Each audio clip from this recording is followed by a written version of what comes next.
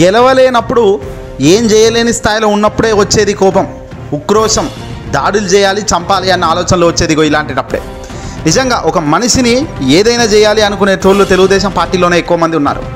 తాజాగా తాడేపల్లి సిఎస్ఆర్ కళ్యాణ మండపం రోడ్లో ఎన్నికల ప్రచారం నిర్వహిస్తున్న అధికార పార్టీకి సంబంధించిన వైఎస్ఆర్సీపీ పార్టీ కార్యకర్త మేక వెంకటరెడ్డి గారితో పాటు ఉన్న మరికొంతమందిపై తెలుగుదేశం పార్టీ కార్యకర్తలు గూండాయిజం, రౌడీజంతో కొట్టడం జరిగింది. వైఎస్ఆర్ కాంగ్రెస్ పార్టీ నాయకులు కార్యకర్తలు చుట్టూ బైకులతో రౌండ్లప్పు చేస్తూ భయభ్రాంతులకు గురి చేశారట తెలుగుదేశం పార్టీకి సంబంధించిన కార్యకర్తలు. ఏంటి అల్లరి అని ప్రశ్నించినందుకు మేకా వెంకటరెడ్డిని బైక్తో గుద్దించి వెళ్ళిపోయారు తెలుగుదేశం పార్టీ కార్యకర్తలు. మేక వెంకటరెడ్డి తలకు తీవ్రమైన బలమైన గాయం తగలడంతోనే వెంటనే హాస్పిటల్కి తరలించారు వైసీపీకి సంబంధించిన కార్యకర్తలు. మేక వెంకటరెడ్డి బ్రెయిన్ డెడ్ అయిందని ఇప్పుడే చనిపోయాడు. తాజాగా ఇది ఘోరమని చెప్పవచ్చు. ఏకంగా ఒక మనిషిని చంపేసే రౌడీయిజం తెలుగుదేశం పార్టీ చేస్తుంది.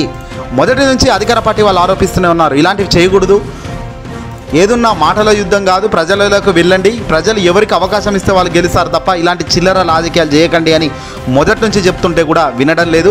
తాజాగా తెలుగుదేశం పార్టీకి సంబంధించిన అతి ఉత్సాహంతో చేసిన రచ్చకు ఇప్పుడు ఏకంగా ఓ వ్యక్తి మరణించడం నిజంగా బాధాకరం.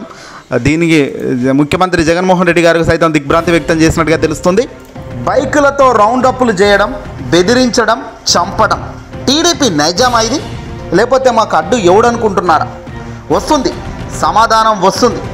ఒక్క 40 రోజులు ఆగండి, మీ సమాధానాలు ఎంతమంది కోట్ల మంది ప్రజల తీర్పు ఏ రకంగా ఉంటుందో మీ సమాధానం అర్థమవుతుంది. ఆ దెబ్బకు ఓట్లు వేసే ప్రజలు ఆలోచన చేస్తున్నారు.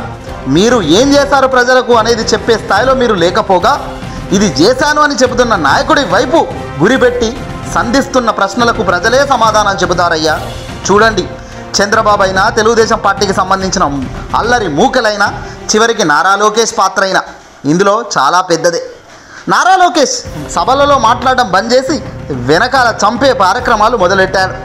ఇవే కుట్రలు, కుతంత్రాలు, కుళ్ళు రాజకీయాలు. నారా లోకేష్ పట్టుమని 10 రోజులు కూడా రాజకీయాన్ని నడిపించే శక్తి లేని వ్యక్తి. మరి అలాంటి వ్యక్తి చేసే చిల్లర పనులు ఇవి కాక ఇంకోటి ఉంటాయా? టైం వస్తుంది, మొత్తం చెప్దాం. గురి కొడితే ఎలా కుంభస్థలాలు బద్దలవుతాయో ఒక్క 40 రోజులు ఆగండి.